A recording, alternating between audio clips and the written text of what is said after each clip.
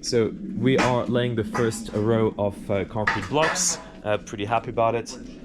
You can see here that we are using actually tiling glue, which is just fine to stick every single one of those mortar blocks.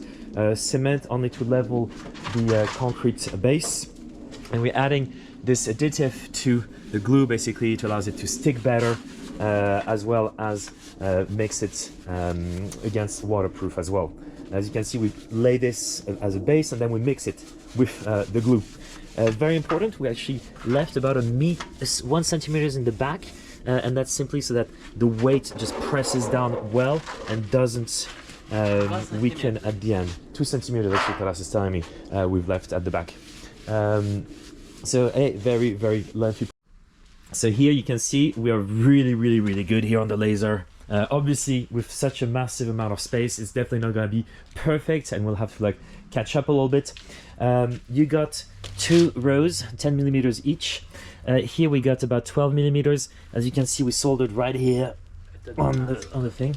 And the idea is we have it just like here, not too high, because obviously you have to put the blocks, and then we'll solder again for the last level, essentially.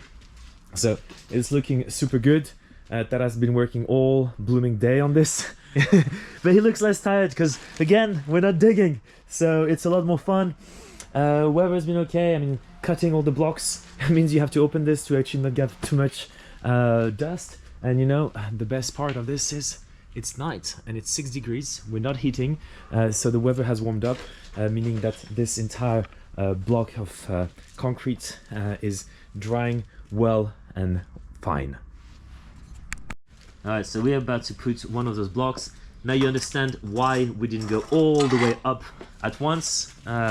It will just be a lot easier, as well as today I unfortunately cannot help much, so he's on his own. Yep, as you see, we have laid a bit of that tile glue, put the block in, and then just nicely, slowly, without any rush, put this concrete block in there.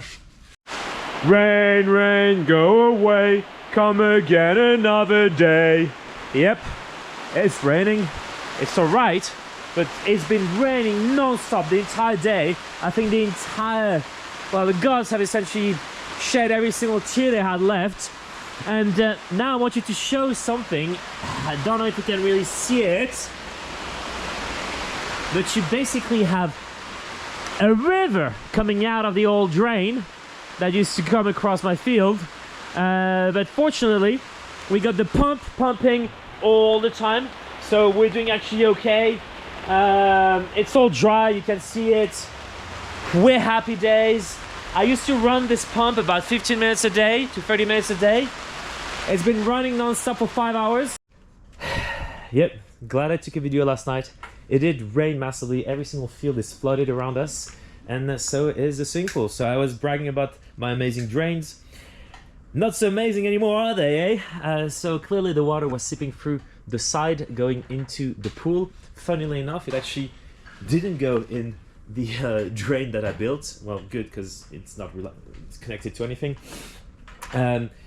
What we have is a pump actually just did not work enough. It was 11,000 liters with a 25 mil pipe. That wasn't enough to evacuate all the water that was essentially going into this pipe. So I went ahead to the shop, bought a new pump in 22,000 liters with another pipe of 40 mil. So this should do the trick. Yeah, I mean, a bit upsetting in a way, but soldering when you have your feet in the water is a sure way to die. So we decided to essentially not die. So right now we've got Taras putting the bituminous paste so that we keep the water out. As you saw from the water problems we had, well, it sips through, right? We put a little mouse hole over there. I'm just gonna get a bit closer here. Drilled through so that the water came out. We got pebbles everywhere. We've draped around the pool. The reason is not to hold the earth out, because that's fine, it's not falling. It's just the pebble is quite thin, as I mentioned, 6mm to 16mm, and we just don't want it to fall through the ground. So this is gonna keep it really nicely so that the ground and the pebbles don't sink and mix with each other with time. And this is insulation, so that we actually, one, it is also waterproof a little bit, so that's even better, but really we don't want the heat to come out too much. And that's essentially it. So we got soldering going on here. As I mentioned, we couldn't go all the way up to the top because it would have been too hard to actually put the concrete blocks in and then do them.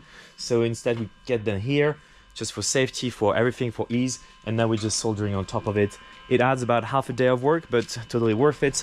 You can really see here the metal bars. Here, Taras, go ahead. He's gonna show you a little bit how to do this. And I'm actually not looking because you can I'll be blinded for the rest of the day if I did. As you can see, this is, well, the way it should be done. So actually a lot more soldering on this pool than anything else. It's taking a bit of time, but it's good. Again, as I say, we are creating a bunker. We don't want any single issue here. All right, so we got Taras. I just decided to take a specific video of him because he's done a flipping amazing job. He's resting after what I'm gonna show you. It's been a while without actually a video. Unfortunately, I didn't take a video of how we're putting some of essentially all the plastic pieces for the swimming pool. So we are coming down. We've actually reached the last moment of the swimming pool. This is essentially a form of cement concrete that dries very fast to essentially seal this. If you look at the top, you can see the plastic bit right there. Obviously the concrete is gonna take it all. This is really just to keep it in place while we're gonna be pouring the concrete on top. You can see there's about a centimeters and a half. This is for all the waterproof, not membrane, but waterproof paste we're gonna put on here. A skimmer, basically the water is gonna come about right here. There's a little blue mark, as you can see here. This is for the broom to clean the pool. This is where the water comes out, so obviously you need the water to come out. And that's the light. I'm waiting for the people who are supposed to sell me eventually the curtain to cover the pool. I don't know where I'm gonna put this. This is really annoying because essentially we've actually sealed everything. We actually have to do a hole here simply because the people are too slow to reply to our questions. Very, very annoying. So technically there's really nothing too complex about sealing those pieces. As I said, you really just want to put them on the spot, put them there so that when we pour, everything's gonna be fine. As you can see, this is the last row. We are going to be pouring next week. We're gonna be attaching all the pipes going into the garage over there next to Taras, who's very tired. That's basically it. All right, what do we got here? So we have already starting to put a bit of the plumbing. We have flex PVC tubes going in. So here you have actually this yellow thing that we use for drainage, and the PVC thing is in there. You can't really see it, but again, it's attached. We're quite high up the ground. Some people dig those quite high down, which, to be honest, I don't understand why, because it's going to be a very expensive repair if you have any issues. For us, any issues? Well, easy. We dig in, and then we can actually drag out the old PVC pipe, get a new one in without having to do major work of digging to repair. I haven't seen a single YouTube video where they do this. Don't know why. Well, it costs money, that's why. Also, a lot of people are gonna have the free water inlets in the pool tied together, and then they just attach one to the pump at the end. I decided to get each one its individual line. It's cleaner, it's better for everything in terms of the pool. These essentially flex PVC, I'm gonna show you what it looks like. This is a flex PVC. Right now we're just tightening 2 of them because, to be frank, I only bought 2 times 25. That's just not enough. I've just ordered another 75, and this will be the 3rd one to get this in. We're getting concrete trucks tomorrow. Pretty excited about it, and that's really it. Petit sourire pour la caméra. Toujours vai ça.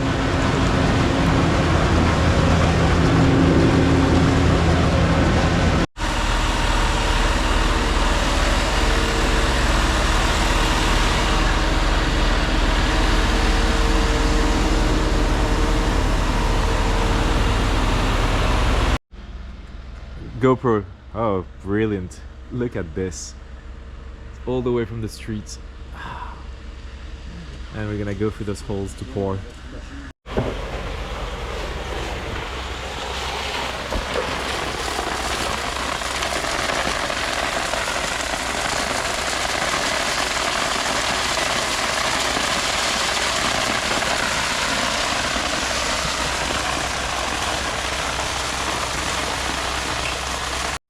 And that's basically the aftermath.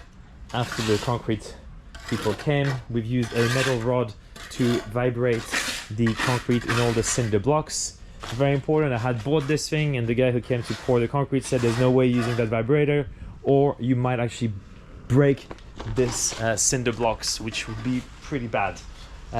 It was actually pretty easy. Now we just got a bit of extra concrete that the guy left us in the wheelbarrow and just kind of just adjusting the end here. Good result for today.